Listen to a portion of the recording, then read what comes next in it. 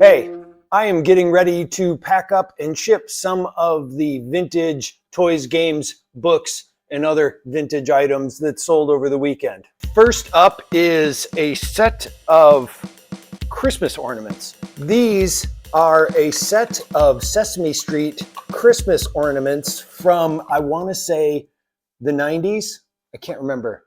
And there's no date on the bottom, but I know I looked them up. Now, when I first got these, I was like, these are awesome. They're in really good condition. They've got great versions of the characters. So I was selling them. I think I got these 2 years ago. So I was selling them separately, one by one by one. And then I eventually just sold them as a set. And they went out today. But they are still really neat looking. I don't know why I can't get it in the right order. There we go. So we got Cookie Monster, Ernie, and Bert. Hey, Bert. I feel like I do that a lot on this show, doing the Ernie voice. Next is a strange book that I've gotten a few times, and I'm very confused by it. So from 1961, this book here is called My Little Green Storybook, and it is literally a school book. It is a how-to-read book for young readers, and it is extremely simple, large words, short sentences, and fantastic drawings. So I get, because of the drawings, why this goes. But seriously, this is a school book. It is literally like, Mother, the apples are here, or something like that. It's a very, very strange book that goes nowhere. It's just a family living their life. Here they are at Halloween. And there they are. Oh, I see, as it goes along, the text gets more complex-ish. Complex-ish. I'm a grown man, I know how to read. Then from my puzzle collection, this vintage frame tray puzzle from Playskool. So this is called At the Beach. And I get a lot of frame tray puzzles, and I'll tell you why. Not because puzzles are fun to do or people want to do puzzles, but because they're essentially just really cool artwork. Like, I just want to hang all of these. I don't even want to use them as frame tray puzzles. I get them and I see them and go, look at that fantastic artwork. And they all have different styles, different characters, drawings of characters that you can't see anywhere else. So I always pick these up. And this one is from Playskool. And it's literally just people frolicking at a beach in like the 1950s. So that sold today too.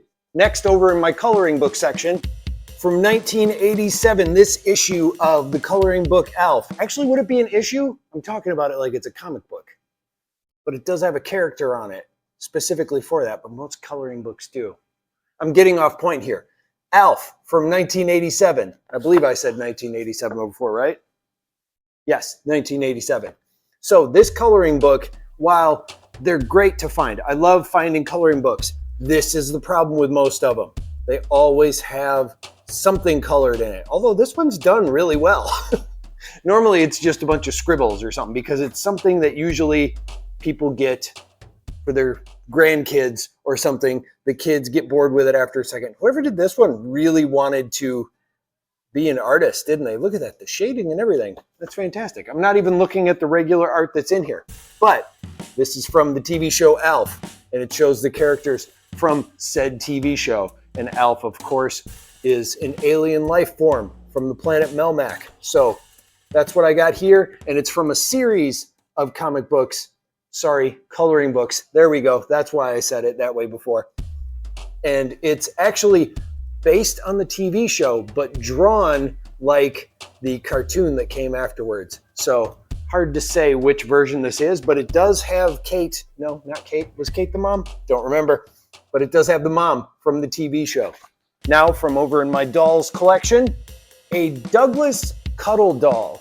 And I believe this is from the 1950s. There's no actual date on it. Look at that. It's like a bobblehead.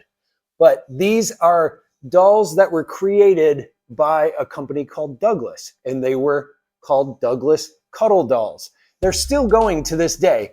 And some of them are now beanie sort of dolls. But really what they are is it's a sculpted head and a soft felt body that basically you can cuddle. I mean, it's in the description, but it has a detailed doll's head. This one here has even the hair detailed, and it's all pulled up. That is a lot of hair for a baby, but it is that, and then it's got like a little pink onesie that it's wearing.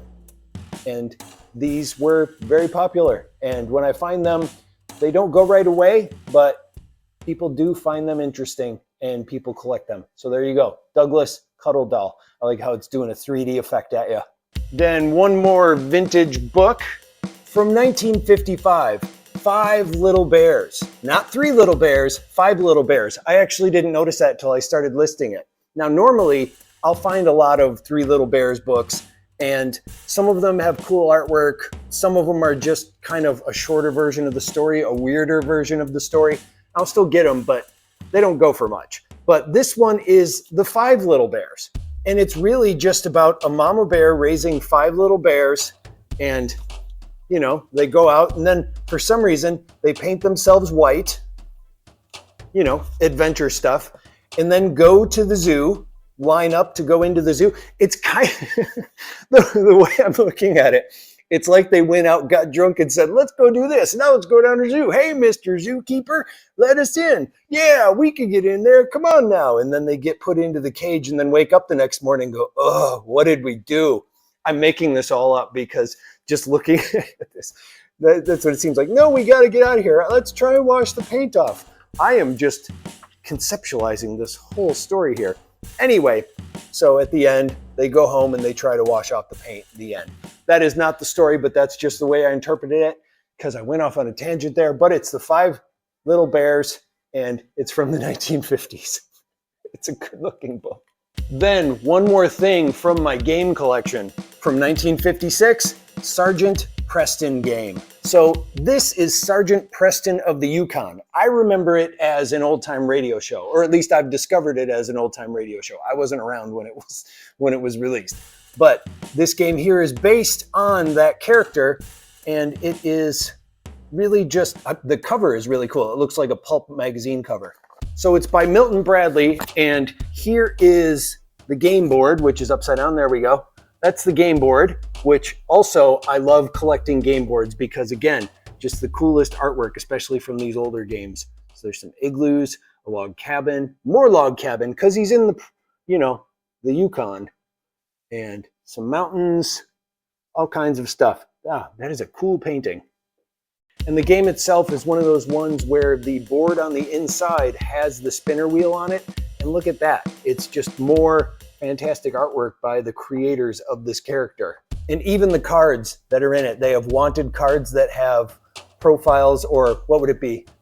Like the wanted posters of the criminals right there. There's one of them. And then it has ones for the contacts you have to meet in the field, and it's got all these drawings of them. Like, it's just a really cool looking game. And that's from the 1950s. So there you go. I want to say Sergeant Yukon of the Preston. No, Sergeant Preston of the Yukon. Man, I would not have been good on that radio show because I would have flubbed the line every time. So there you have it. Those are the items that I have to ship off today that I sold from my vintage pop culture store. I almost said radio show. Vintage pop culture store. So if you enjoy this, subscribe to the video and I'll be posting more of these, or you can check out my website at thepopcultureroadshow.com, and I'll see you later.